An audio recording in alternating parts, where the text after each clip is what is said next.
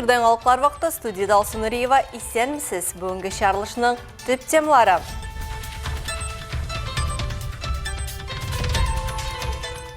Дұрыс қоллансаң, газ қорқыныш түгіл. Газ білән бейлі ғадеттен түшқалар болмасын үшін әлмет мектеплерінде ошық дәріслер өтем. Не надо оставлять включенную плиту, надо открывать окна, если чувствую запах газа.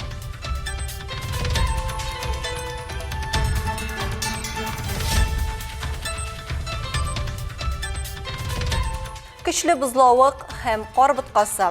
Ознақай урамларында вәзғиет турында халық өз фикірі біле ортақлашты. Қой вақытта, шестартыла қойда вақытта шестартмайлар. Шестартмаған вақытлары бек көп енді.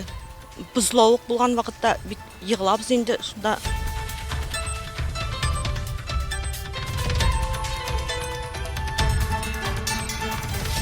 Түрлі милләт ғойлелері бір орында. Бүгілмеде ғойле елына нәтиже ясадылар. Шисталықта бетінде ол. Башын туздырбай жүргештің бетінде. Мұсылман кішісі бетінде ол бары бір башында нәрсе болса да бұрға дейш. Әліктен бетінде аның башында қалфақ болған.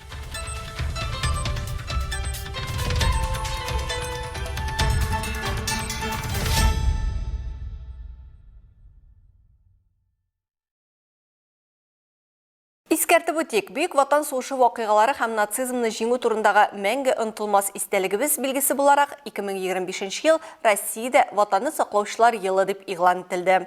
Бүгін Россия Федерациясы президенті Владимир Путин видеоконференция режимында жеңу Россия үйіштіру комитеті отырышын ұздырды. Береде жеңуінің 80 елігін бейрем итуге әзірлік мәселелері қаралды. Ил башлығы оборона министрлігінің Бүйік Ватан соғышында қатнашқан барлық фронтовикларыбызға түбекінің шәһәрінің яки муниципалитетінің мақтаулы гражданины исемен беру турындағы инициативасын хупларға кереклігін айтты. Сегодняшнее заседание Российского организационного комитета «Победа» открывает очень важный, знаковый для нашей страны год.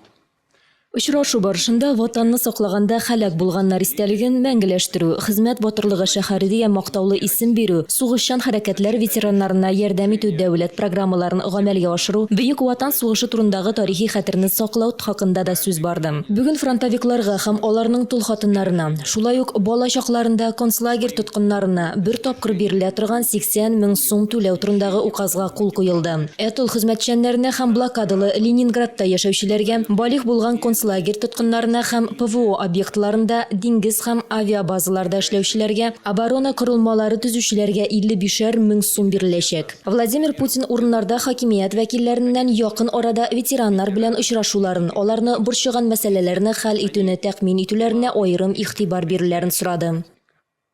Для всех нас примером безусловного патриотизма, конечно же, являются ветераны Великой Отечественной войны. Они главные участники предстоящего праздника. Им, их нуждам, самое пристальное сердечное внимание. Прошу губернаторов, мэров, представителей власти на местах в ближайшее время встретиться с нашими ветеранами лично. Узнать, какие вопросы, проблемы их тревожат и обеспечить их решение. Әлмәт халыкны социаль яклау идарәсеннән алынган мәгълүматлар буенча бүген районда нибары 4 Бөек Ватан сугышы ветераны яши.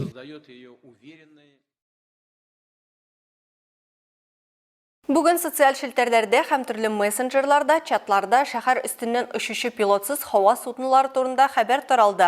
Администрациядә бу ұшышларның оператив хезмәтләр белән килештерелгәнлеге хәбәр ителде. Кичә булган хәлләрдән соң бүген шәһәр башкарма комитеты җитәкчесе масса күләм мәгълүмат чаралары вәкилләре белән кабат яшеренер урыннарны карап чыкты. Гадәттән тыш хәлләр хезмәтләре вәкилләре исә мондый вазгыятькә ничек әзер торырга кирәклеге хакында искәртте. Бу хакта без алдагы чыгарылышларыбызда сөйләрбез. Әлмәтнең 5 катлы йорты шаккына шартламый калган. Гафиятуллин урамындагы 39-нчы йортны куркыныч астына шул йортта яшәүче Ират куйган. Бу хакта Татарстан дәүләт торак инспекциясе матбугат хезмәте хәбәр итә. Аннан күренгәнчә, Әлмәтле барлык газ конфоркларын ача. Ишекләре бикле булган квартирага бортик полиция хезмәткәрләре ярдәмендә генә эләгә алалар. Бәхеткә зыян күрүчләр булмый. Аңа кадәр Угар газы белән шоссейный урамындагы 106-нчы йортта яшәүче хатын-кыз агуланган. булган. Тикшерү барышында плитеге һәм су жылыту колонкасына соңгы техник хезмәт күрсәтү 2023 елның октябрында башкарылганы билгеле була. Шуннан соң газ хезмәткәрләренең фатирга керү мөмкинлеге булмаган. Әмма гадәттән тыш хәлдән соң тикшерү вакытында тарту көче бар җиһазлар төзек хәлдә икәнлеге ачыкланган. Агулануның сәбәпләре әлегә билгеле түгел. 1941 елга өлкән яшьтәге хатынны Үзәк район хастаханәсенә салалар. Газ җиһазларын даими тикшерү һәм куркынычсызлык чараларын үтәү зарарлыгын исегезгә төшерәбез. Гадәттән тыш хәлләр килеп чыгуга кешеләр үзләре сәбәпче булмасын өчен көндәлек тормышта игътибарлы булу зарур. Мондый хәлләрдән саклану өчен газ хезмәте вәкилләре мәктәпләрдә ачык дәресләр үткәрә. Мондый дәресләрнең берсе бүген инженер лицейында үткәрелде. Теманы Алсу Әхмәтҗанова дәвам итә. Необходимо не реже одного раза в год допускать сотрудников газовой службы для проведения ежегодного техобслуживания газовых приборов. Көнкүрештә табигый газ куркынычсызлыгы инженер лицейында башлангыч сыйныф укучылары арасында узган ачык дәрес әнә шулай атала. Авария хәлләрен профилактикалау, балаларның гомерен һәм сәламәтлеген тәэмин итү, шулай ук тормышта газ куллану культурасын һәм куркынычсызлыгын арттыру. Газ хезмәте вәкиленең мәктәп укучылары белән очрашуның төп максатлары әнә шуннан гыйбарәт. Дәрес башында укучылар видеоролик карадылар. Анда нинди гадәттән тыш хәлләрдә нинди чаралар күрү кирәклеге ачык күрсәтелде. Чтобы избежать опасных ситуаций, никогда не используйте газовое оборудование не по назначению. Нельзя сушить вещи над работающими газовыми приборами. Газовые плиты запрещено использовать для обогрева помещений. Запрещено использовать помещения, где установлено газовое оборудование для сна и отдыха. Использование газовых труб в роли подставок или привязывание к ним веревок тоже запрещено. А вот работникам газовой службы предоставлять доступ для проведения техобслуживания нужно обязательно. Берегите себя.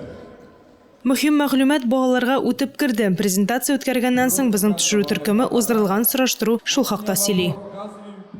Не надо оставлять включенную плиту, надо открывать окна, если чувствую запах газа, выйти из дома и позвонить в службу под номером 104 или 04. Ну, то, что вообще экстренные службы все, это 112. А просто вот этот газ, для газа, чтобы спасали, с мобильного телефона 104, а с городского 04. Может быть такой, телефон разряжен, необходимо сообщить взрослому, который у вас рядом есть, или соседям, или похожим.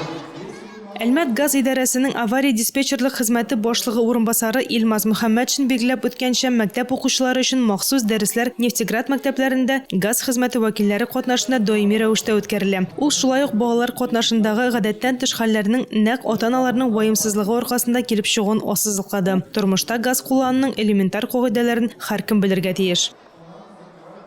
Обязательно правила, которые должны соблюдать все. Газ куллануның мәҗбүри кагыйдәләрен балалар да, өлкәннәр дә үтәргә тиеш. Бу газ исе булганда тәрәзәләрне ачу, газ исе чыгу белән электр приборларын кулланмау, яктыртуны кабызмау, ачык ут кабызмау. Ашыгыч ярдәм хезмәтенә 04 104 шулай ук 112 номерлары буенча шалтыратырга кирәк. Запрещено проверять. И обязательно позвонить в аварийную службу газа по номерам телефона 104 04, а также через 112 можно вызвать. Алсу Әхмәтҗанова, Олег Павлов, Яңалыклар вакыты, Луч, Әлмәт телекомпаниясе. Колабыз урамнарын бузлауыктан арындыруны дәвам итәләр. Яңгырдан соң туңдырып җибәргәч, социаль челтәрләрдә бузлауыкка зарланучылар ишәйде, әлбәттә.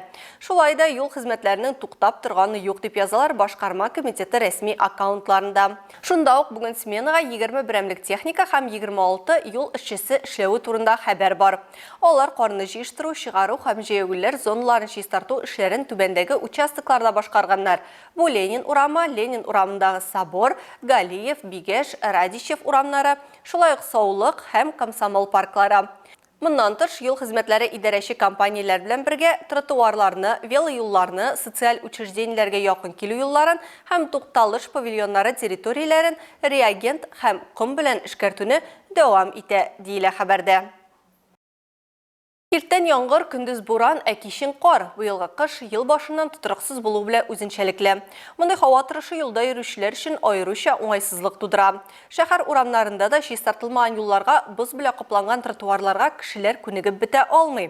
Ознакай урамнарында вәзгыять нинди? Җәяүлеләр өчен юллар чистамы? Халык фикерен Эльмира Шәрифуллина ишетте. Bizim балалар йөриләр ямында, когда инде койда вакытта чистартта койда вакытта чистартмыйлар. Чистартмаган вакытлары бик күп инде. Бузлавык булган вакытта бик йыгылабыз инде, шунда бик авыр инде җайсыз йөрүләре. Практически каждый день ходим по этой дороге, но Без бу юлдан көн сайын диярлек йөрибез. Кичә кар боткасы иде, бүгенгә эрегән, температура плюс күрсәтә. Юл чистартылмаган. Бу юлдан мәктәп укучылары, өлкән яшьтәге кешеләр йөри. Ешрак чистартылсын иде. желательно бы чистить почаще. Шәһәрнең Тукай микрорайонында яшәүчеләр көн сайын менә бу тимер баскычлар аша үтәләр. Бузлавык булганга биредә хәрәкәтләнү җиңелләрдән түгел ди җәяүлеләр. Я учусь в лицее номер 4. Я по этой дороге... Мин 4нче мәктәптә укыйм. Мин һәр вакыт өйгә шул юллардан кайтам. Чистарталар, кай вакыт пычрак була. Ярар инде, анысы мөһим түгел, йөрергә була. Иногда, конечно, грязно, да ладно. Это вообще не важно. Главное то, что можно ходить. Кайбер урында баскычларны бөтенләй кар каплаган. Җәяүлеләр кичүенә үтәр өчен шәһәр кешеләренә менә бу баскычны үтеп чыгарга кирәк. Кызганыч, аның баскыч икәне дә күренми. Менә шулай шуып кына төшәргә кала. Ой. Если это специально создано для того, чтобы там люди ходили, то, я думаю, нужно чистить. Кемдер кар көртләре аша, кемдер гомумән турбалар өстеннән узарга тырыша. Можно упасть еще, поскользнуться, удариться на мосту. Шәһәрнең Гагарин урамында да җәяүлеләр өчен юллар шугалакны хәтерләтә. Улы кешегә авыр йөрергә монда бу юлдан. Юлы бик начар. Шуңа ясасалар әйбәт булыр, конечно. Юллар чисталыгы өчен кем җаваплы? Эшләр план буенча барамы? Бу сорауларга шәһәр башкарма комитеты җитәкчесе Эльвир Габдрахманов җавап бирде. Безнең инде менә урамнар, юллар, парклар һәм тротуарлар инде бергетелгән оешма бар. Ул инде безнең АО МПП Био плюс оешмасы. Шуңа карамастан менә погода, һава торышлары безнең төрле булды. Яңгыр да яуды, кар да яуды. Шуңа күрә инде әлеге эшләрне башкардылар һәм инде ул план буенча бара. Шуннан да инде менә тротуарларда безнең тозларны сибү, кум сибү эшләре бара һәм инде юлларда реагентларны сибәләр бузлавык булган урыннарда. Шуңа күрә инде эш тукталып тормый. Аңлатмадан күренгәнчә, юл хезмәтләре эшчеләренә дә җиңелләрдән түгел. Җәяүлеләр һәм автомобиль йөртүчеләр өчен авыр сынау булып тоелган мондый һава торышы юл чисталыгына җаваплыларга да һөнәри имтихан. Эльмира Шәрифуллина, Рөстәм Әкбәров, яңалыклар вакыты, Луч, Әлмәт телекомпаниясе.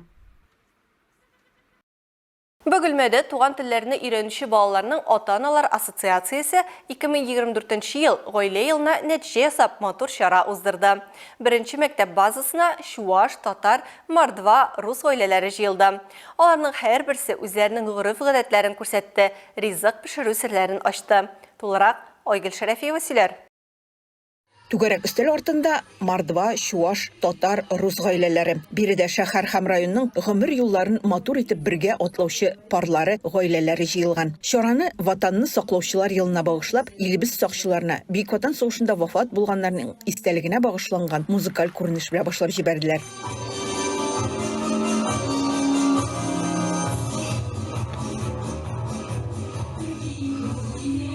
Сафиуллиннар гаиләсен Зөбәрҗәт ханым һәм аның оныгы Ранил тәкъдим итә. Алар Татар-Димская авылыннан килгән. Зөбәрҗәт апа чарада катнашучыларны яулык бәйләү серләре белән таныштыра. Килешле итеп яулык япкан хатын-кызлар матур күркәм дип сөйли ул. Чисталыкта бит инде ул. Чәч баш туздырмыйча җиргәчтен бит инде. Мөселман кешесе бит инде ул барыбер башында нәрсә булса да бурга тиеш. Электән бит инде аның башында калфак булган, яулык булган. Шәл җавыклар булган бит инде төрлечә бәйләгәннәр аны. Хәзер дә менә яшьләргә яшь чакта бербез дә бит инде ул гореф-гадәтләрен сакламыйбыз.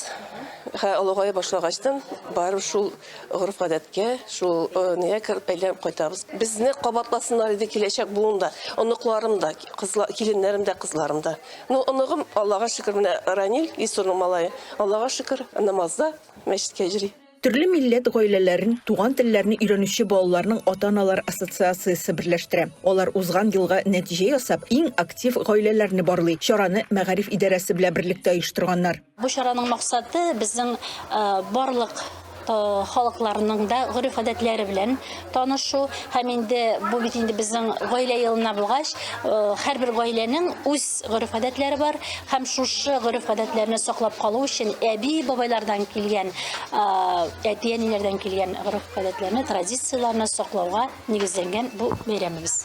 Һәр гаилә үз гореф-гадәтләрен күрсәтеп, үз тормышларының асылын ача, тәҗрибәләр белән уртаклаша. Кемдер гаиләдә буыннан буынга күчеп килгән рецепт нигезендә ризыклар әзерләгән, кемдер җырлый, кемдер бии, мөнәҗәтләр әйтә, кемдер милли киемнәрне тәкъдим итә. Кечкенәләр өлкәннәрдән үрнәк алып үзләренең талантларын күрсәтә. Тату, намуслы гаиләләрдә генә тормыш сөюче, намуслы балалар тәрбияләп була шул. Чараның максаты шуны яшь буынга аңлату, киләчәктә дә әлеге чараларны дәвам иттерү булып тора. Айгөл Шәрәфиева, Ямяхин, Яңалыклар вакыты, Луч Әлмәт телекомпаниясе. Һәм тагын бераз мәгълүмат. Бүген безнең телеканалда 19:45 минутта спортивный регион тапшыруы чыгачак. Бүгенге чыгарылыш сноубордта һәм тау чаңгысында шуырга мөмкин булган актив ял итү урыны Ян тау чаңгысы комплексына багышланган. Комплекс Паташ аланы урманчылыгының чиста һава һәм мотор табигатьле экологик чиста урман парк территориясендә урнашкан. Район халкы һәм кунаклары комплекс турында нәрсә уйлый һәм ни өчен теләп биргә кире әйләнеп кайталар. Бу сорауларга җавапларны бүгенге чыгарылышта белерсез. Луч телекомпаниясе яңа сайтка күчте. Без дизайнны тулысынча яңарттык һәм аны сезнең өчен югары дәрәҗәдә уңайлы итеп ясадык. Хәзер иң мөһим актуаль яңалыклар, безнең кызыклы проектлар, уңайлы эзләү функцияләре бер урында урнашкан. Сезнең теләкләрне исәпкә алып, яңа бүлекләр дә төзелде. Уңайлы кара-каршы элемтә кнопкасы, сораулар, тәкъдимнәр һәм сезнең идеяләр белән бүлешү урыны булып тора. Сезнең фикерегез безнең өчен мөһим. Сезгә ышар дип ышанабыз. Керегез, укыгыз, языгыз. Сезне көндә көтеп калабыз.